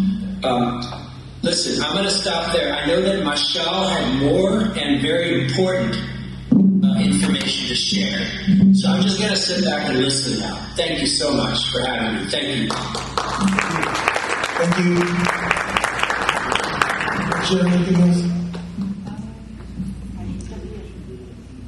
Well, I think that I am okay. The only few points that we wanted to bring up were really around the water quality impacts, and I think that that's already been raised. I don't know how we are on time, but I guess we're continuing to look into it with more detail. We're spending more time looking at the final EIS, and we've submitted public comments as of yesterday. But yeah, does anyone have any questions? We can open it up for questions. Ok, vamos a abrir el foro para preguntas y podamos respuestas. Así de que vamos a comenzar por acá. Inglés, español, está bien. Can you help us translate? Okay. So my question is concerning regard the water. So what impact is this going to actually have on our body? Mi pregunta es tocante el agua. ¿Qué impacto nos va a dar cuando consumimos la agua? ¿Qué efectos? ¿Cómo nos va a afectar a nuestros cuerpos si se puede remediar lo que van a hacer? Thank you. That's such a good question. I think that the water impacts are largely, it could be anything. One of the main things about a rail line coming in is that they use a lot of chemicals on the rail line itself. The biggest chemical that is of concern that we've seen in Houston is called creosote. And there's an example community which is a cancer cluster right now. They're having a really hard time because what's happened is that they live really close to the rail yard. So I'm just going to give an example of this community because it's a It's something that has surfaced in the past 5 years, and it's a big problem because it's not an easy solution, nor is it an easy cleanup. So the creosote has gone into the groundwater and has come back through the soil up into the homes and has impacted communities and has had significant health impact. So one of the big water impacts that is obviously known to us is creosote, but there's lots of other chemicals because you don't know what is going to be carried and what is going to spill when a reel comes through your community. So some of the concerns are because of the chemicals that they use, but some of them might be chemicals that we don't know of. And in terms of water impacts, I think Jesse and Jose have raised the point of it being in a floodplain. So the rail line in itself, when it's on floodplain, it has risk of flooding and exposing communities. So there's like short-term water quality impacts just because of the project itself. As you drill, you dredge, you disturb sediment, you disturb the habitat, so that has water quality impact as well. Not only for the surface water, but also for downstream communities, because wherever you develop, you're also going to impact the entire sort of floodplain, and they have to get approval for that. So if they're building in a floodplain, you have to get approval to be able to do so. So I think that that's one of the other big red flags in terms of this project, is that nothing should be built really ever in a floodplain, and they're proposing to put this in a floodplain. Yeah, I have one more thing to add. It's interesting because in the environmental impact statement, the Surface Transportation Board says there will be impacts. For example, drinking water. A lot of the drinking water comes from the river, and there's some also groundwater. And what it says in the impact statement is that the company will work with the designated government entity to make sure that it's not a problem. But it doesn't have a plan for solution. What is the how? That's definitely something that is a problem. Legally speaking, I think it's like their best way of kind of saying that we're going to do it, but we're not going to say how. But that's another thing, like the drinking water is a concern That's the main concern. That we could have. Yeah. En español, bueno, puede ser muchas cosas. Los impactos pueden ser de cualquier químico. Hay muchos químicos que usan, a veces no conocemos los químicos. Hay un ejemplo en Houston que se llama creosote. Y creosote es un químico que usó Union Pacific, la compañía, para hacer como una construcción, pero todavía existe décadas después. Y hay muchos impactos todavía que ha llevado en las comunidades, más que todo que llevan cáncer, muchos impactos en los pulmones, con la sangre, hay como cancer clusters de ese químico. No estamos diciendo que este proyecto lleva creosote, sino que hay muchos proyectos que llevan impactos y esos químicos se mueven en el agua, el suelo, y llegan al agua que tomamos. Also, it's not like they're not going to be moving like clean things through your community. There's going to be lots of chemicals, plastics.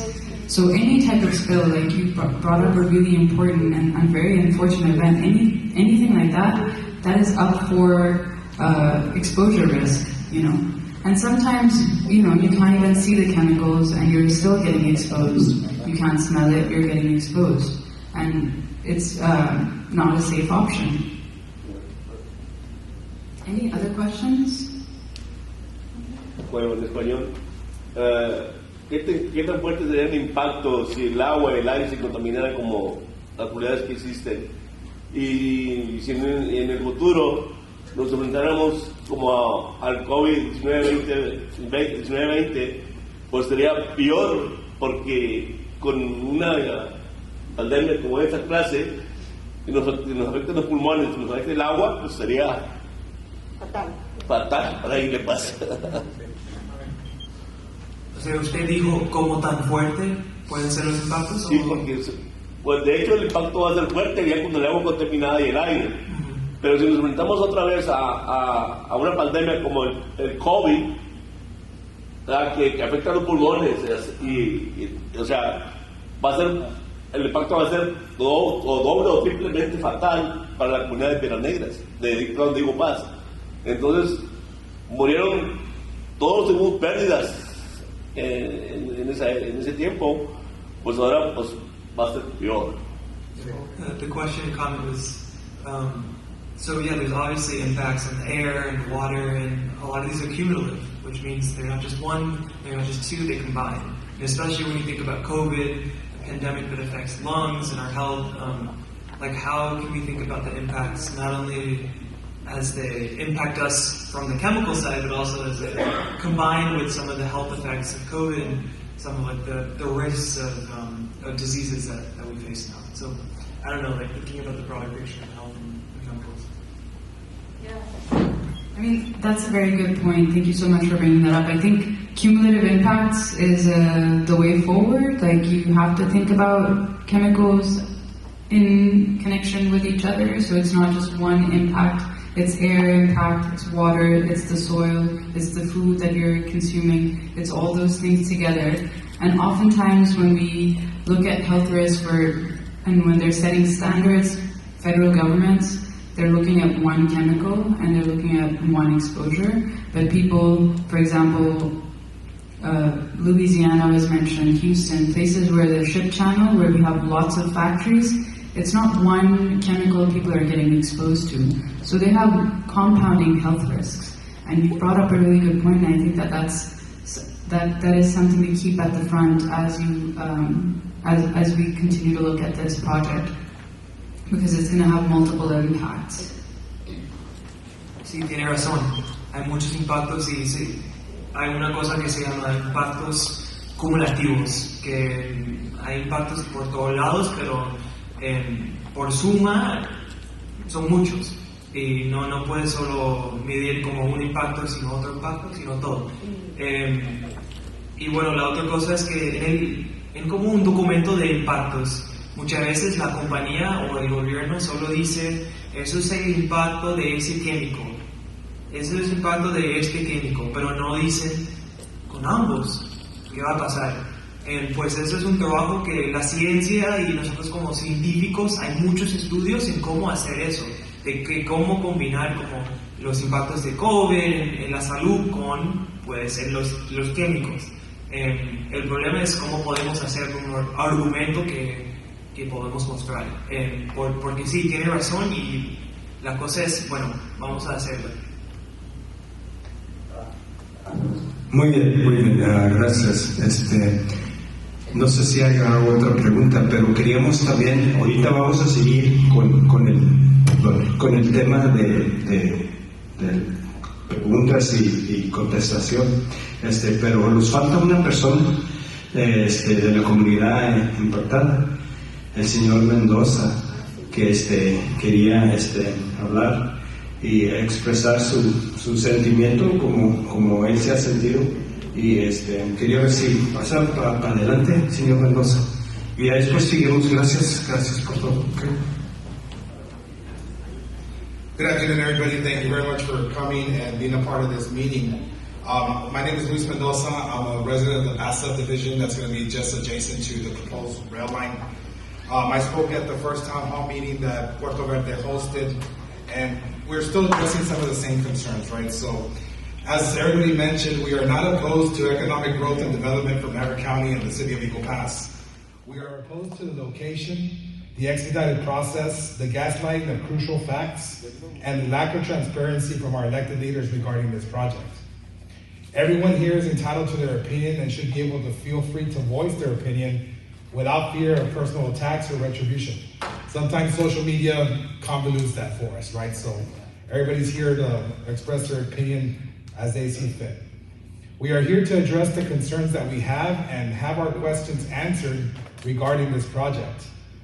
I'd like to take a moment to address House Bill 74, which recently failed to pass. Had it passed, the citizens of Maverick County and the city of Eagle Pass would have been in serious trouble.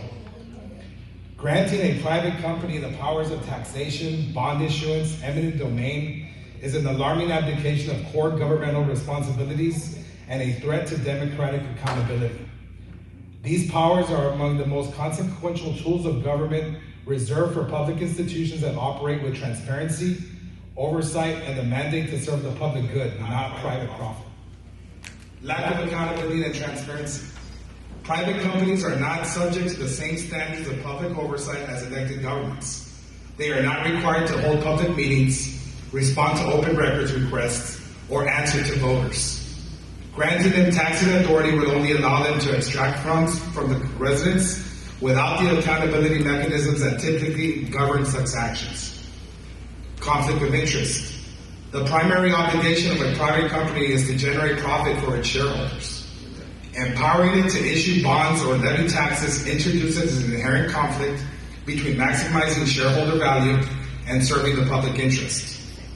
There is a substantial risk that financial decisions could prioritize private gain over community welfare, leading to unjustifiable taxes, poorly planned projects, or excessive debt. The abuse of eminent domain. Eminent domain is an extraordinary power that allows the taking of private property for public use, usually with stringent legal safeguards.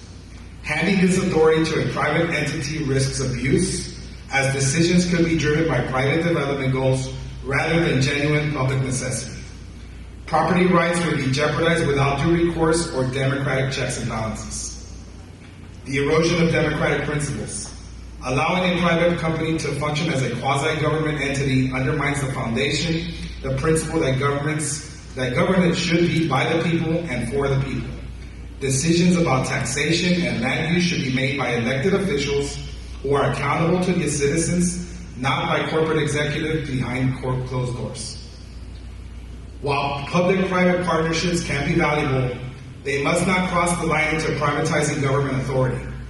The powers of taxation, bond issuance, eminent domain should remain strictly within the purview of democratically accountable public institutions. The public trust and the integrity of local government depend on it. Currently, there are only 2 examples of international bridges in the United States that are under private ownership. The first one is the Ambassador Bridge in Michigan that connects Detroit, Michigan to Windsor, Ontario, controlled by the Marone family since 1929. And now we have one example in Texas, the Star Camargo Bridge in Rio Grande City, owned by the Star Camargo Bridge Company since its construction in 1966. Despite initial expectations and promises, neither crossing has catalyzed significant economic development for the communities. Both host communities continue to face rates of unemployment and poverty that exceed national averages. There are several notable drawbacks to having private ownership of international bridges. They can have a monopoly control over critical infrastructure, obstruction of public projects, security vulnerabilities, potential negligence and entanglement in legal disputes, local opposition to new developments. The ongoing lobbying efforts against the International Bridge Number 2 expansion illustrates these challenges. It's a good example. It is concerning and raises a lot of red flags that our native elected officials are advocating so strongly on behalf of Puerto Verde. It is particularly concerning that the county is now aligning itself because of the change in congressional districts to a congressional representative that is currently under indictment for fraud and embezzlement. It is imperative to ask when it became acceptable for local representatives to cede taxpayer rights in the absence of formal agreement delineating how prospective economic gains would be distributed and audited among Maverick County, the City of Eagle Pass, and Puerto Verde. Mr. Morales made that point. There is no formal agreement in place how everything's going to be handled, and that's unacceptable. Furthermore, there are key questions and uncertainties regarding revenue allocation. What percentage of the revenue will go to the county? What portion of the tax proceeds will support the city? When will tax revenues begin? Will they begin in year 1, year 5, year 10, year 20? Will Puerto Verde be permitted to fully recoup its investment and receive initial tax exemptions? With uncertain economic times in our state and our country, it is imperative that the county and city work together to ensure that they do not give away vital sources of potential future revenue for our community. There are always whispers in Eagle Pass, Texas, that Eagle Pass can become the next Laredo. Let me assure you that Laredo would never allow their international bridges to be privately owned. The Puerto Verde project threatens Maverick County and the city of Eagle Pass with long-term economic, environmental, and infrastructure burdens. International bridges should remain under public control, ensuring that the revenues support local services and security, traffic, trade, and are managed responsibly. The residents of Maverick County and City of Eagle Pass strongly oppose any effort by the county to grant private corporation the authority to construct or operate an international bridge, crossing, and rail line. We respectfully urge the Maverick County Commissioners Court to reject any agreements, resolutions, or approvals that would allow a private company to own or operate an international bridge in or near Eagle Pass, Texas. Thank you.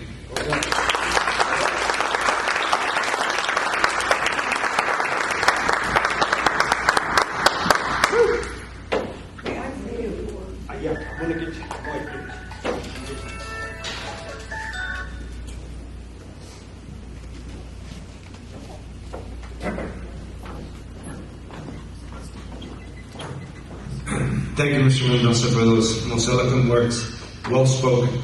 And just to let you know, this session is being recorded. It'll be on the Frontera, the Eagle Pass Border Coalition, Coalición Fronteriza de Eagle Pass YouTube channel. So it will be presented. We're going to the last section where we have a Q&A, and we're going to allow individuals to speak and say their opinion on where they're at, or if there should be a discussion. So, Ms. Kenda, would you like to step up? Okay. Yeah. We're going to go maybe 2-3 persons. Okay. Can we limit it to maybe 3 minutes? 3 minutes. Have more people. Yeah. I'm just going to read what I wrote already. As I mentioned before, como le dije anterior, mi nombre es Enriqueta Díaz. Yo quiero dar información, incluyendo a los que presentaron, que están haciendo esta presentación. El año 1992. In 1992, I was a county judge. As a county judge, I was looking for revenue for the county. So I went to the State Department in California and requested a permit. That's where it starts when you want to build an international bridge. I went to the State Department, the Federal State Department in San Francisco, and we were awarded permission. They put us in the docket that yes. That was in 1992. I was in office until 1994. After I was no longer the county judge, the first thing that they required is a feasibility study. A feasibility study takes years to do it, especially in a county as Maverick County that's broke. You have to budget a little bit every year to continue the project. Maverick County has been doing that since then.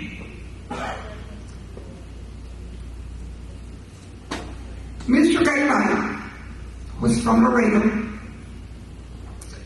had started having meetings about the Puerto Verde along with Ramsey and the group. All of us were attending at one time or another. Okay. I want to let you all know that Mr. Levine just mentioned something very important that I already had in my notes. We have been having meetings with different coalitions and we appreciate all their support. As a matter of fact, I want to join the group. And I wish all of you all would also, because they need help. So, this is what has happened in Puerto Verde. Mr. Garibay came from Laredo right before Ramsey ran for county judge. He came and spoke with Mr. Antuna, who was the city manager. Mr. Garibay was interested in asking the city of Eagle Pass to support Puerto Verde Bridge, International Bridge. But he spoke with the city manager. I already investigated all this. I'm telling you fact, not stories. Mr. Antu did not let the council know because it was Ramsey's last year to serve as mayor. His term, based on their rules, he couldn't run anymore. But he was starting his campaign for county judge. So Mr. Antuna took him to go talk to Mr. Cantul. He set a meeting with him, and Ramsey tells him that the county already has a bridge on the agenda. And if he pays for his campaign, he will give him the Maverick County Bridge. We didn't know this.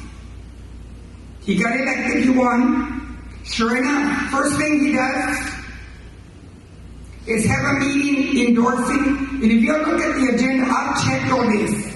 I've gone through every minutes that were ever under David Saucedo and under Ramsey Cancun. Copies of the Commissioners' Court meetings. Mr. Cancun turned around and put an item on the agenda that it is on the agenda, but it does not mention the Maverick County International Bridge. The only thing it says that they endorsed. A motion was made and seconded and voted again 4-1. Mr. Morales against it to endorse Mr. Garibay's Puerto Verde International Bridge, never mentioning the county international bridge. Months later, we find that they start having their meetings privately, nothing on the agenda, which is illegal. That's what Mr. Levine mentioned in the open records. And they started going to Washington and doing their political shenanigans with whoever. And they got their presidential permit without us knowing anything. Without any action from Commissioner's Court. In a meeting that was held here by Mr. Garibay in the other room. And I believe you were there.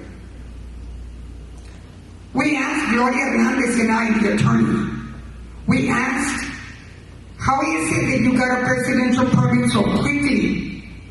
And I even asked specifically, when did you do the feasibility study? His answer, Ramsey Cantu gave me the county's feasibility study.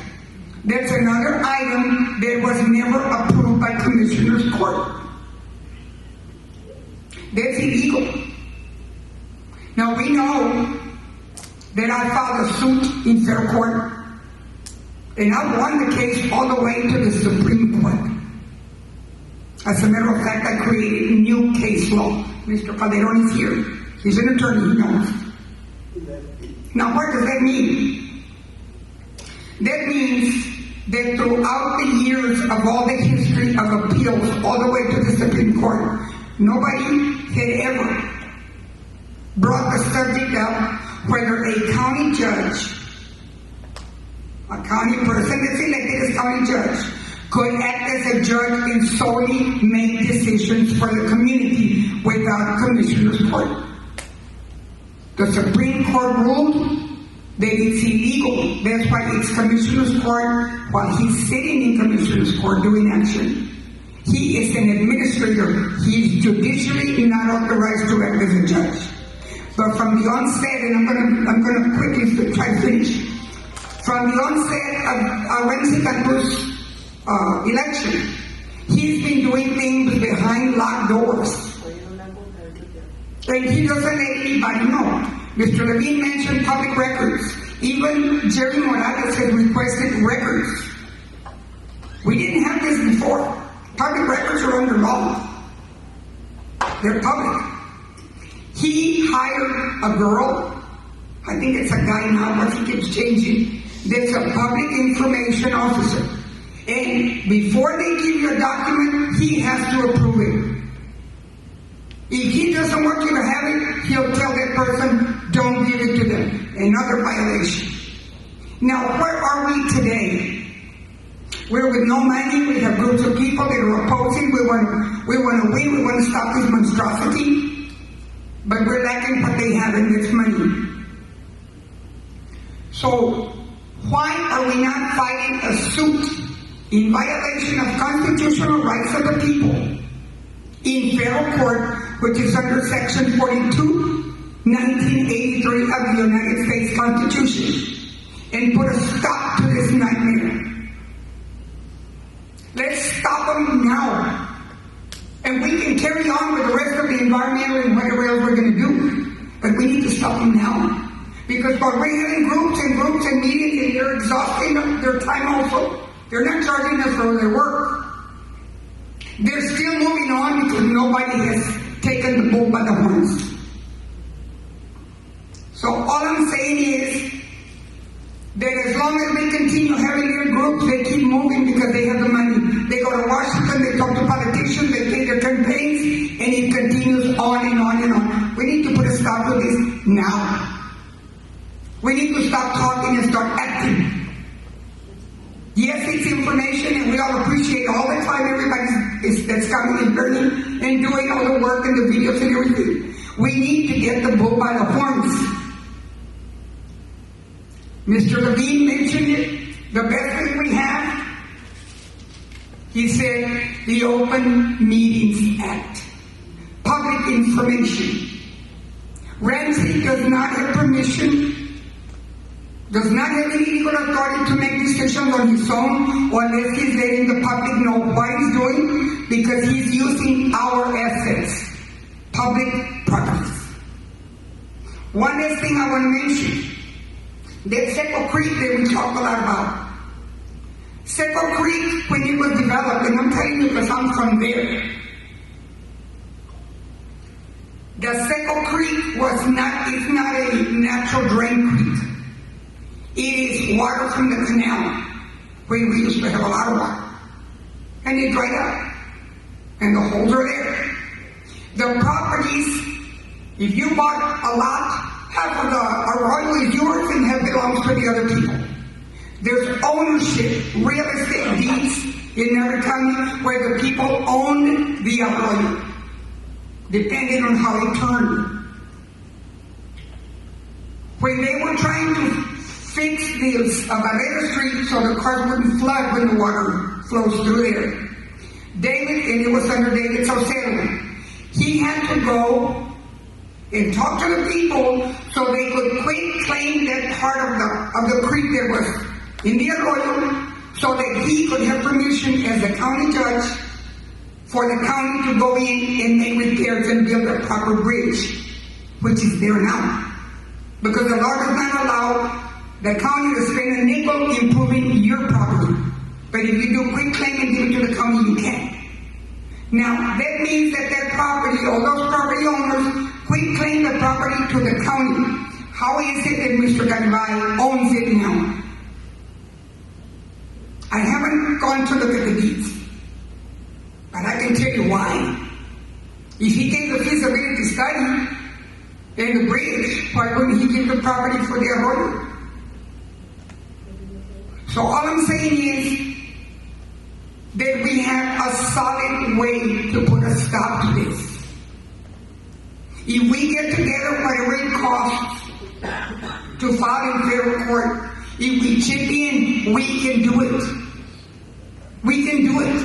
And we can deal with the other aspects later. But we need to file in federal court. Because if we file in district court, Abascal gets money from the budget, Maribel gets money from the budget, and they're not going to create problems for themselves. What's going to happen? They're going to bring in a visiting judge, and we don't know if it's another politician that Eddie Morales already spoke to. We're losing day by day, and we're losing time. We need to move, and we need to move now.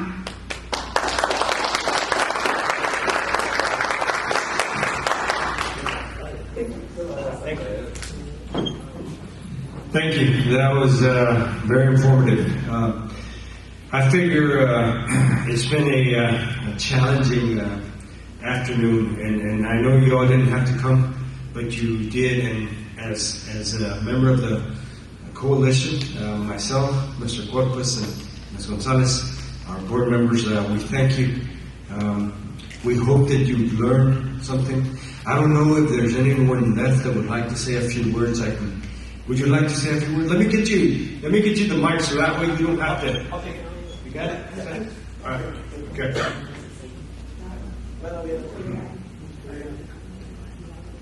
You just need to turn it on there. Let me turn it on.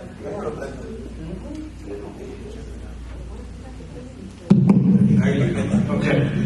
Buenas tardes. Mi nombre es Andrés Serafín de Cavazos. Tengo un taller de toro, chicha. Y estoy reparando bombas para City Water Works, bombas del agua. Entonces lo que hay en el río, hay dos plantas de agua, una de México, otra de Estados Unidos. Ese puente no debe instalarse al norte, porque el agua corre de norte a sur. Ahora, ellos quieren que todo el equipo más bien tren y transportes que pasen por ahí nada más, pues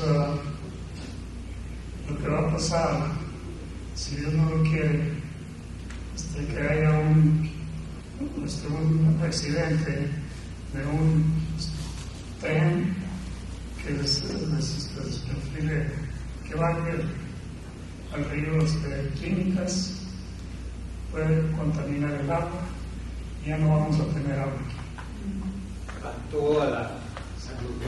Ese puente no debe estar al norte, no. Allá para los picapos, por allá te lo pongo.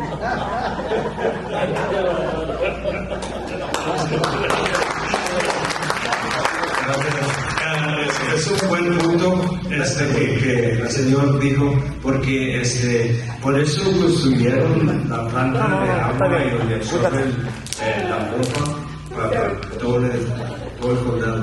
Pero síganme, por favor. Sí, mire, me da pena tener que decir esto, ¿verdad? Porque no tuvimos representantes ni de la ciudad ni del condado. Pero listos están para hacer decisiones que nos afectan a nosotros. Entonces ellos están apoyando, ayudando a una persona y afectando a todo mundo. Entonces, I'm just going to say it in English. Sure, go ahead. So it saddens me that we have no city officials to represent us, although I have to say there was a letter from Jerry Morales. Jerry Morales, yeah. And no one's here to represent us, explain to us, give us their point of view, nothing, which is pretty shameful. I think shame on them for not making an effort to be here or send a person, anything. So. And I'm going to make a point of that, just like you did, because we visited with them face to face. We invited them. We presented the information to them. This is what we're going to talk about. The people are concerned. Please be a part of the panel. And this is not party related. This is community related, and it affects us all. So shame on them for not being here.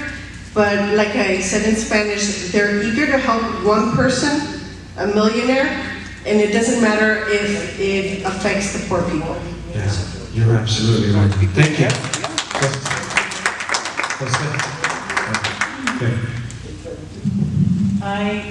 The four of us on this row here, we had a meeting 2 days ago with Sandra Fuentes. With the Sandra Fuentes, yes. Organization. Yes. And I have a petition here. I have 4 copies. I invite you to sign it, which says we are staunchly opposed the construction of this bridge. You have to be a resident of Maverick County, and then indicate whether you're a voter, yes or no. I'll leave the 4 copies of it on the table outside. Thank you, man. Appreciate that. Yes, whoever wants to sign in, please, there's going to be some sign-in sheet for opposition of the Puerto Verde. This is not a regular sign-in sheet for the attendance of the event. Right. As like I said, as we wrap up today, once again we want to thank you. I don't think, is there anyone left that would like to say a few words? If not, this is just addressing to the Maverick County citizens. Where do I look? Because I want. right there. Maverick County citizens, do your own research about this project and do not go by hearsay. Look around and see who's pushing this project, and more than likely you will see that it's people that in one shape or form are benefiting from it. I urge you to unite in our cause for justice and stop this project from moving forward. Enough is enough. We need to stop our local politicians from doing what they want and doing what is right for the community. Lo voy a decir en español. Por favor, ciudadanos de Maverick County, únanse a nosotros para que juntos podamos pelear esto. Ya me han dicho mucha gente, no, es que los ciudadanos no están muy envueltos en eso, pero esto nos va a afectar a todos. No tengan miedo, mi mamá tiene un dicho que dice que el valiente vive hasta que el cobarde quiere. Los invito para que se unan a nosotros. Gracias. One last thing. For all the youth out there, you need to get out, you need to do all this and help all of these people because it is very necessary. And contrary to popular belief, this is not a done deal. To all my former students, I urge you, contact me. We can do it together. Thank you. Thank you. And with that said, we're going to take a group.